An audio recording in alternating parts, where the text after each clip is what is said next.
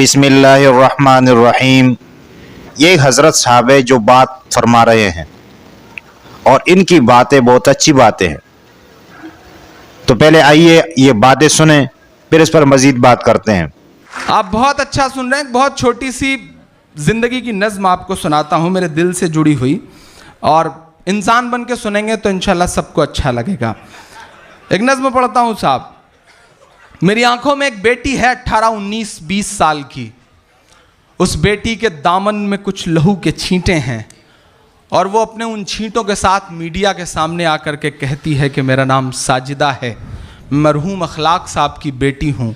मुझे दुनिया से, सिस्टम से, लोगों से बस इतना कहना है कि क्या अगर मेरे फ्रिज में गौ का मांस ना हुआ तो मेरा बाप लौटा सकोगे? बस उस बेटी को जहन में रखें। फॉरेंसिक लैब की रिपोर्ट भी आ चुकी है। अब ये नज़्म शायद और अहम हो जाती है। पढ़ता हूँ, थोड़ी देर आपका मन मांगता हूँ। बिल्कुल नई सी नज़्म पढ़ता हूँ, अबरार भाई सुनेगा। बताओ मेरा बाप लौटा सकोगे? बताओ मेरा बाप लौटा सकोगे? लिए सर पे सच की रिदा कह रही है, लिए सर पे सच की रिदा कह रही है। वो अशकों को करके विदा कह रही है, वो अशकों को करके विदा कह रही है। टपकते लहू से भिगो कर के दामन, टपकते लहू से भिगो कर के दामन, ये अखलाक की साजिदा कह रही है कि भरोसा जो टूटा है इंसानियत से, भरोसा जो टूटा है इंसानियत से, उसे किस तरह आप लौटा सकोगे?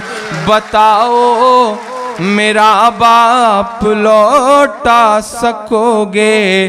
बताओ मेरा बाप लौटा सकोगे? वो गांधी के इस देश से कह रही है, वो नफरत के परिवेश से कह रही है। वो गांधी के इस देश से कह रही है, वो नफरत के परिवेश से कह रही है। सियासत के मासूम चेहरे भी सुन ले, वो राहुल से, अखिलेश से कह रही है। ये धर्मांध से अंध भक्तों के जरिए, ये धर्मांध से अंध भक्तों के जरिए हुआ है जो वो पाप लौटा सकोगे? बताओ मेरा बाप लौटा क्या कहने इमरान भाई? वाह वाह वाह वाह वाह। बताओ मेरा बाप लौटा सकोगे? आखिरी बंद पढ़ता हूँ इस नज़्म का। जिस दिन का ये वाक़या है उसके 2 दिन बाद मैं दिल्ली था एक मुशायरे में, जामिया में। अरविंद केजरीवाल साहब मेहमान खुसूसी थे। मुझे पीछे से कहा गया कि इमरान साहब यहाँ सोच समझ के पढ़िएगा, यहाँ से आवाज़ उनके कान तक जाती है। मैंने कहा यही तो मैं चाहता हूं कि आवाज़ लोगों के कान तक जाए। मैं आखिरी बंद पढ़ता हूं इस नज़्म का कि हवाओं की सरगोशियां कह रही हैं, ये सच की फरामोशियां कह रही हैं। छींक आने तक पे ट्वीट होते हैं साहब, लेकिन 40 किलोमीटर दूर न तो लहू दिखता है, न लाशें दिखती हैं, न रोती हुई बच्ची दिखती है। तब मुझे लगता है कि बोलना चाहिए। पढ़ता हूं कि हवाओं की सरगोशियां कह रही हैं, ये सच की फरामोशियां कह रही हैं। थे उस कत्ल में जैसे खुद भी वो शामिल, थे उस कत्ल में जैसे खुद भी वो शामिल।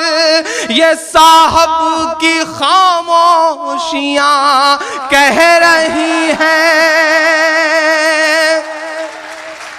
लगा है जो भारत के दामन पे धब्बा, लगा है जो भारत के दामन पे धब्बा।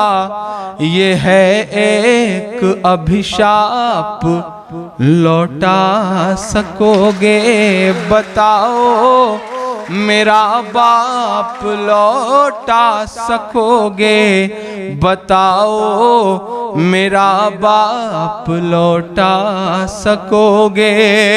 भरोसा जो टूटा है इंसानियत से, उसे किस तरह आप लौटा सकोगे बताओ मेरा बाप, लौटा सकोगे बताओ मेरा बाप, लौटा सकोगे।